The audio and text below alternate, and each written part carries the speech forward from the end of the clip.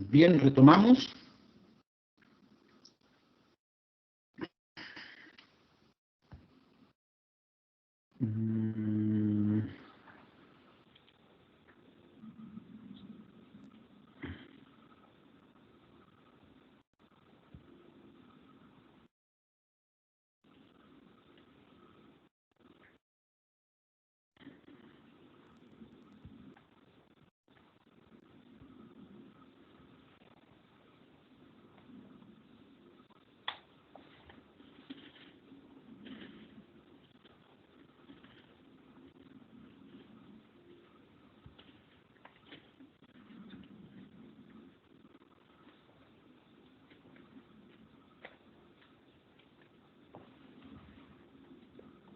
Estoy buscando una...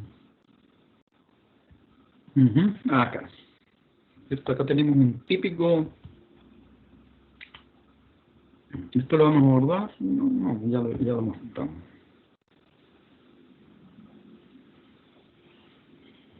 ¿Qué pasó?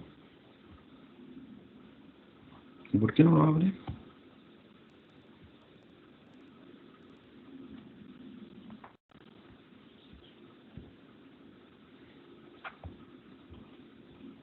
¿Qué pasó?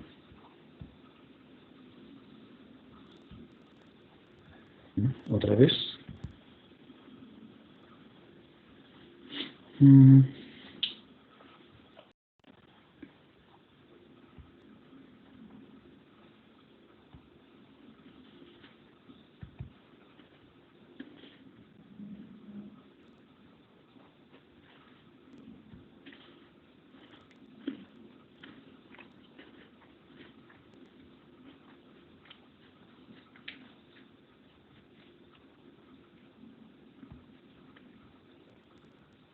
Creo que me falta compartir, parece, ¿no? A ver, ¿dónde está eso? Aquí. Compartir. Ajá, acá. Entonces, acá tenemos un típico ejemplo sencillo que corresponde al famoso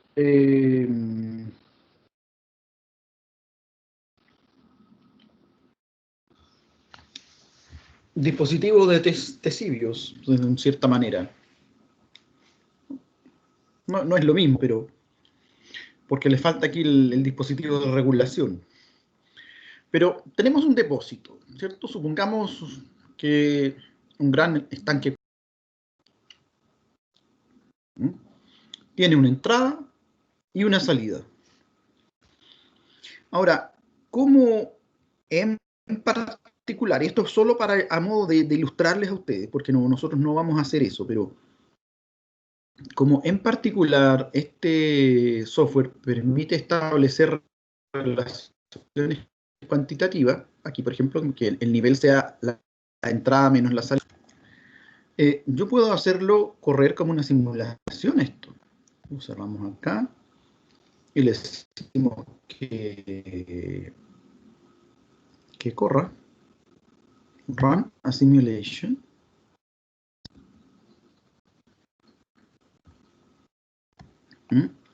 Listo.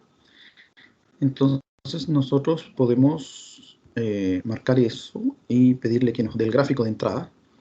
La entrada aumenta hasta un valor constante por las condiciones que nosotros le dimos. La salida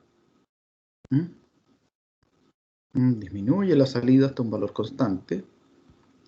Y del depósito hasta un nivel constante. Y eso temáticas que le pusimos adentro. Y entonces esto ya fue capaz de funcionar como una simulación.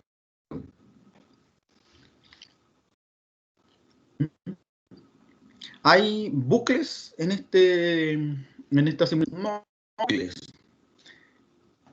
¿Es un modelo de simulación? Sí, muy elemental, porque se puede, y es una... ¿Hay dinámica? Sí, porque hay tasas de entrada y salida. Aquí tienen entonces un ejemplo muy sencillo de lo que podría ser una dinámica de sistema bien elemental. Ahora podríamos seguir el ejercicio hidráulico a esto, ir agregándole regulaciones de entrada y salida y qué sé yo, y se podría poner más emocionante. Acá hay otro ejercicio.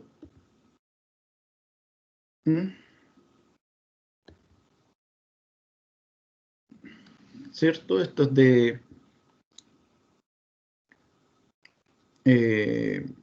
una producción, ¿cierto? Hay un stock, unas existencias que tiene una producción diaria y unas entregas diarias, podría ser.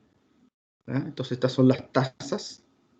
Por lo tanto, ya aquí nos establece dinámicas. Aquí entre producción, existencias, este corrector de existencias y producción deseada, se establece un bucle, pero ficticio, porque este es una variable, cómo se le puede llamar? Es como auxiliar, como que la inventamos. No es una variable real, ¿cierto? Para un corrector de existencia, ¿cierto? Donde se va a modificar las existencias mediante existencias deseadas y este factor por semana. Y por otro lado, los pedidos, hay un promedio de pedidos que va a tener una relación con producción deseada y con los pedidos que efectivamente se van a traducir en entregas. Ahí tienen otro pequeño diagrama que nos permite, ¿cierto?, jugar con una cierta producción, entregas y nivel de stock.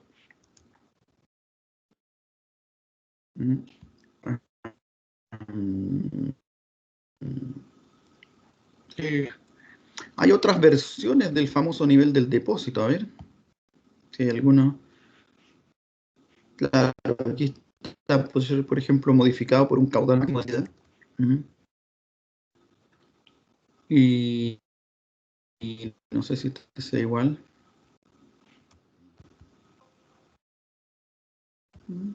No quiere abrir. Y aquí les voy a mostrar otro interesante. Este ejercicio ponía el caso de una población de ciervos y que por supuesto nos resulta muy fácil a nosotros porque ya acabamos de hacer exactamente lo mismo con los pulgones.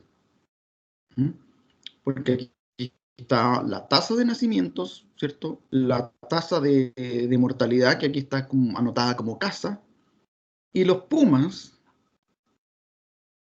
que en el caso de los pulgones serían el parasitismo de la avispa. Así que este está muy sencillo, porque para nuestro bagaje agronómico es muy sencillo. A ver, y aquí, bueno, aquí se empieza a hacer un poco más complejo porque se relaciona con el alimento que podrían tener eh, la población de ciervos, ¿cierto? El, Esto está escrito desde un lenguaje, se nota obviamente externo a la biología, ¿se dan cuenta? A la biología, a la agronomía, externo a todo eso, porque lo llaman simplemente pasto. No hay, no es ni pradera ni pastura, sino que pasto. ¿Ya? Pero el, eh, lo interesante ahora es que agrega un nivel de complejidad para relacionar el crecimiento de las pasturas con el incremento de la población de ciervos. De eso está muy bien, agrega un nivel muy interesante de complejidad a ese análisis. Y después viene otro que les quiero mostrar. De aquí ya vale un poco más la pena. Tiene dos versiones, miren. Tenemos esta.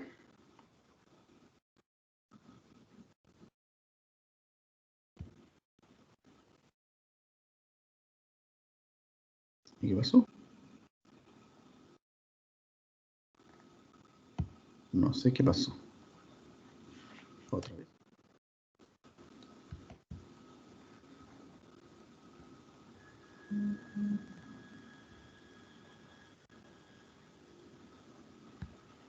Ajá.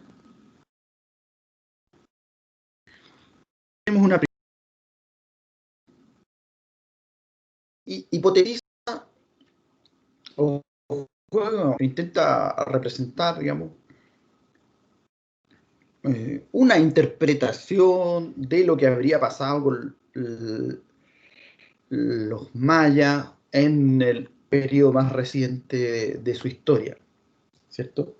¿Por qué desapareció la civilización maya? Bueno, hoy se sabe que no es lo que está representado aquí, pero aquí es un análisis interesante nada más, ¿cierto? Ustedes saben lo que hoy día se maneja, ¿no? De que, y es una historia bien larga e interesante de comentar, pero no tenemos el tiempo ahora, de que se empezó a relacionar unas cosas con otras y finalmente asociaron que lo que se llamó la pequeña era de hielo en Europa, en Centroamérica se estaba traduciendo en sequía. ¿Ah? Y es una hipótesis de por qué colapsó la civilización maya. ¿Cierto? Eso empieza a relacionarse con reactividad social, hay, hay una serie de evidencias arqueológicas, no sé, a nosotros hoy día nos parecen macabras de esa reactividad comienza el quiebre de la autoridad política y religiosa debido al fracaso de las medidas de reacción frente a la sequía, es decir, no podían frente a esa sequía. Y por ahí se da la interpretación como la más vigente. Pero el ejercicio que hacemos acá es muy sencillo, o sea, tiene que ver con sobreexplotación de recursos. Y, y obviamente puede haber, sí, cierto, pero, con poblaciones como las que había en la época, etcétera, por último habrían emigrado un poco y se habrían establecido en otro lugar, no sé, no, o sea, solo este análisis no lo explica. Pero del punto de vista de la dinámica de sistemas, por el interés que en ese sentido representa para nosotros. Entonces tenemos una población, una tasa de nacimiento, ¿sí? Tasa de incremento de la población. Aquí no pusieron una mortalidad, pero sí pusieron de emigración, ¿cierto? O pusimos, diríamos yo también, porque también jugué con esto. Y hay una demanda de alimentos, obviamente asociada a un consumo por persona, un balance que define cierto nivel de déficit. Este nivel de déficit obliga a más deforestación para pasar superficie selvática a superficie agrícola. ¿Mm? Esta mayor superficie agrícola, dada cierta intensidad de la actividad, se traduce en erosión y entonces la fertilidad del suelo, hay una pérdida de la fertilidad del suelo y que afecta la producción de alimentos. Y que por lo tanto, fíjense que acá devuelve, aquí hay un largo bucle que vuelve acá a déficit con, ¿cierto? Incrementar el déficit en la medida que se produce más pérdida de la fertilidad del suelo y erosión, etc. Ahora, este análisis desde este punto de vista, desde esta perspectiva, ¿sí? No, ¿cierto? Digamos, obviando la hipótesis de cambio climático, que es la más vigente hoy día, el análisis desde esta perspectiva aún está incompleto porque se planteaba que esta deforestación, aquí habría que agregarle, ¿cierto? Nosotros podríamos agregarle aquí, no sé, ¿cómo le podríamos poner? Eh,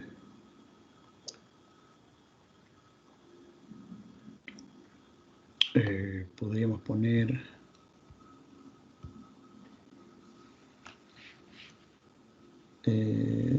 demanda de leña.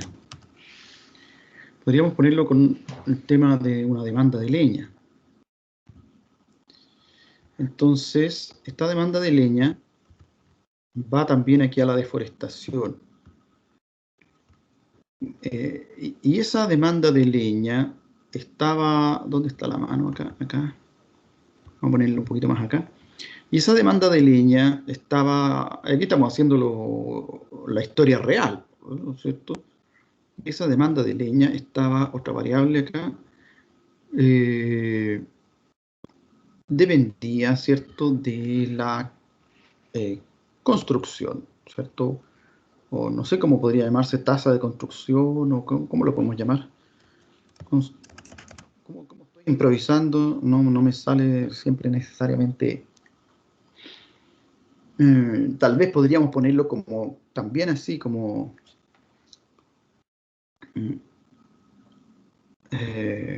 pero por ahora simplemente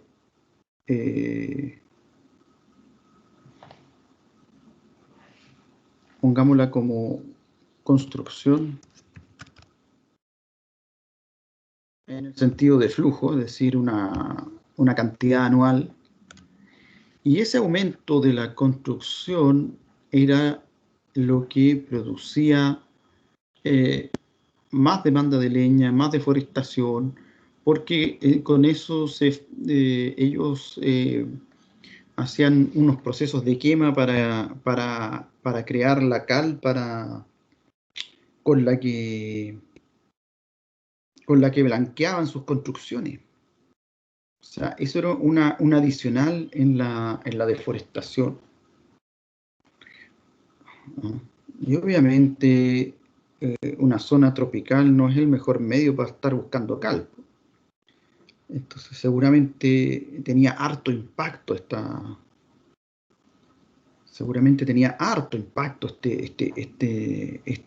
acción de preparación de estas cales para pintar. ¿Mm? Pero en fin, aquí entonces hay otra manera. Veamos si la otra versión tiene alguna modificación importante, ¿eh? No, hay otra versión acá.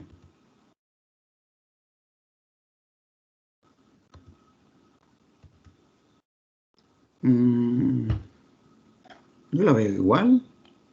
¿Qué diferencia puede tener? Es como lo mismo. Me parecía que tenía una diferencia. La veo igualita, ¿ya? Pero se fijan que el análisis así tiene una enorme potencia.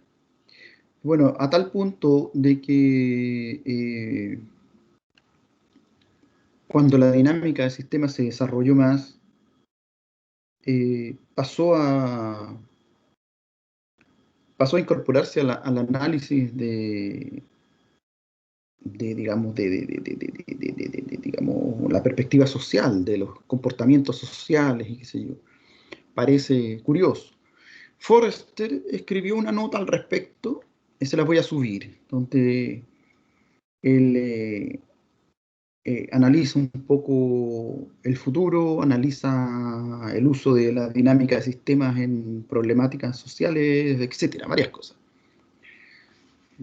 Ahí se las voy a subir.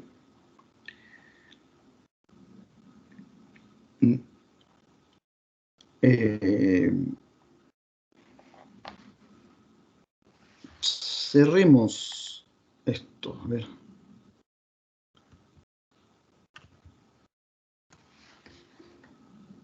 Invención. A ver, ahora ya me han escuchado hablar toda la clase. Quiero que me sugieran algunas relaciones causales, aunque sea muy mínimo.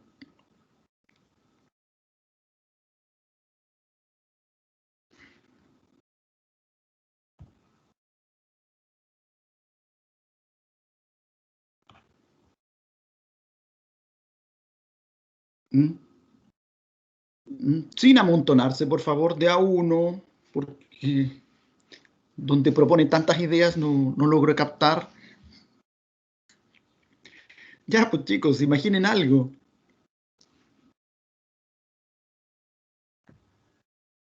Alguna relación causal que quieran plantear.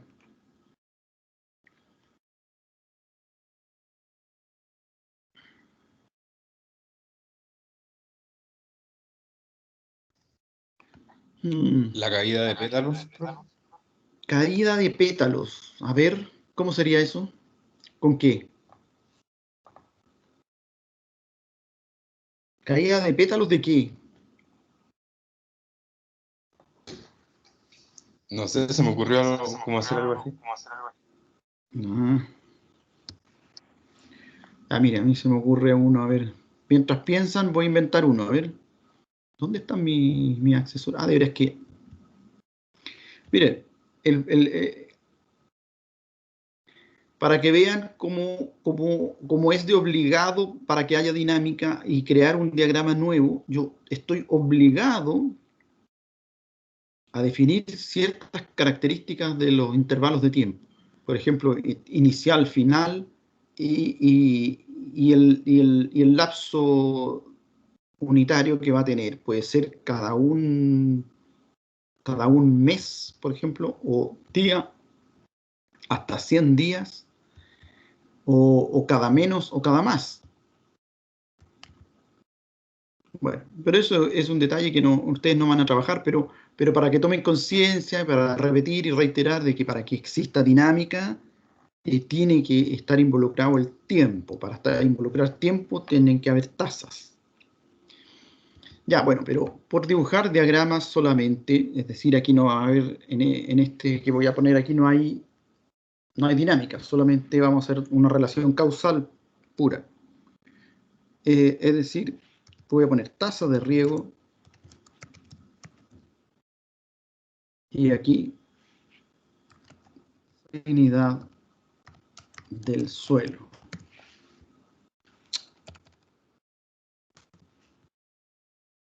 ¿Ya? Bueno, entonces aquí a más tasa de riego, más salinidad del suelo, ¿cierto? Entonces aquí le ponemos comentario. Tin positivo. A más tasa de riego, más salinidad del suelo. Y a más salinidad del suelo,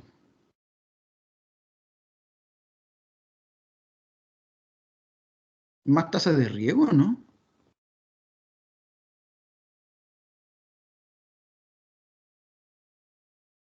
¿Es o no es un bucle?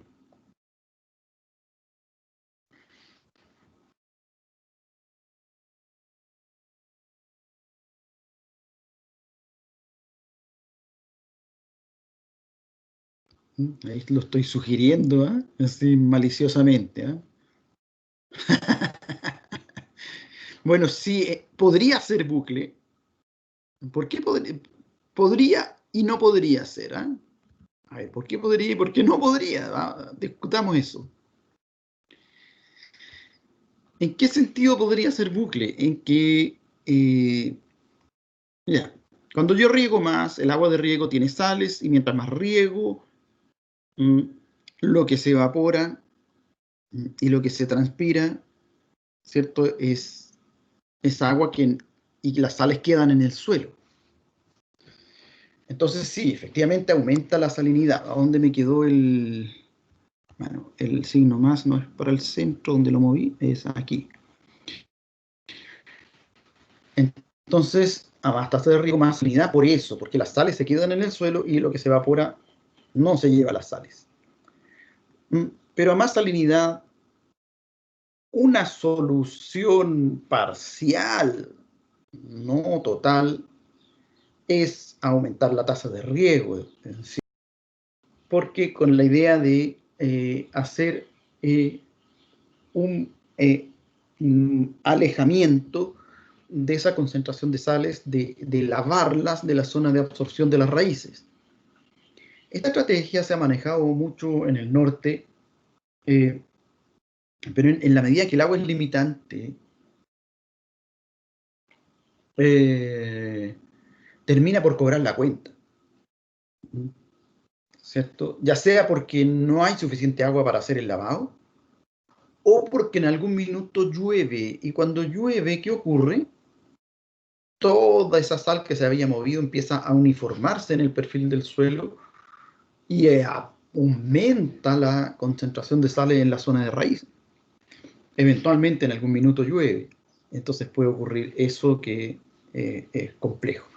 O sea, efectivamente es un bucle entre comillas, llamémoslo, donde está el comentario, donde acá sería también un positivo, eh, eh, y sería un bucle positivo. Pero hasta por ahí nomás, ¿cierto? No es tan evidente u obligado que así sea. ¿Algún otro ejemplo? Yo les puse uno inequívoco. Ahí no hay vuelta por donde, ¿se acuerdan o no? En una de las clases anteriores. ¿Ah? Temperatura del invernadero y, y apertura o nivel o grado de apertura de ventanas lucarnas. Aquí, súper... entonces, por supuesto, en este... Ya, pero ¿por qué no le...? Ah, quedó gigante. En este no hay cómo equivocarse, ¿cierto? Aquí es a más temperatura del invernadero, más apertura de ventanas y lucarnas, o a menos temperatura del invernadero, menos apertura de ventanas y lucarnas. Y a más apertura de ventanas y lucarnas, menos temperatura del invernadero. Entonces aquí tenemos un perfecto bucle negativo. Aquí no hay cómo discutir este bucle, ¿cierto? Esto no tiene escapatoria, esto es así, ¿se fijan? A diferencia de este que podríamos discutirlo un poco más, ¿cierto? Porque, claro, una de las maneras, como les decía yo, de arreglármelas con esta salinidad es aumentar la tasa de riego, ¿cierto? Entonces ahí ya tengo un bucle positivo. Es un poco más discutible que el caso de la temperatura. Aquí no, es inequívoca, aquí esto es así, punto. ¿Ya? Bien, chicos, esto se está alargando más de la hora programada. ¿Tienen dudas? Mm, Deberían estar bien expertos en plantear y analizar más causales. Les he puesto hartos ejemplos donde hay errores en los nombres de variables, como para que aprendan a ser críticos en eso. ¿Cierto? ¿Cómo estaría erróneo aquí? ¿Cómo estaría erróneo salinidad del suelo? Estaría erróneo si yo le hubiera puesto aumento de salinidad del suelo, ¿cierto? Ahí estaría erróneo, ahí estaría mal. ¿Ya? No puede llevar, el nombre no puede llevar indicado una polaridad. Entonces, deshacer. Y así, les mostré ejemplos de nombres erróneos, les mostré casos distintos, simples, más complejos, un poquito más. Debería manejarse bien.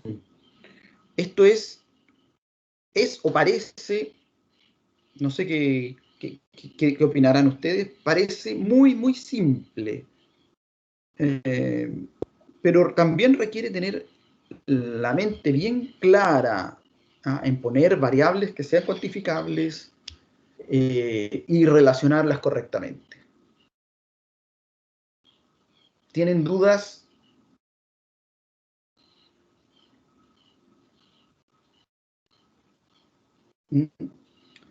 Recuerden que después hay una evaluación. Yo hasta ahora no sé si tenemos ayudante. No sé si saben ustedes. Eh,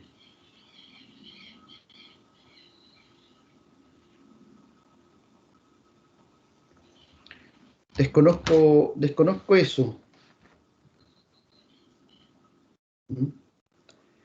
Si no, estaríamos completados con la temática, salvo que quieran... sí, sí, sí. Sí, el profe me confirma que tenemos ayudante. Entonces, eh, con eh, él o la ayudante, podríamos, eh, a lo mejor ver modo de reforzar un poco más todavía esto. ¿Ya?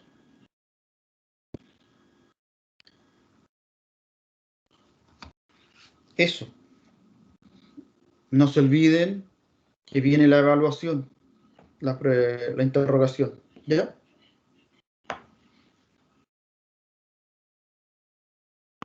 ¿Ok?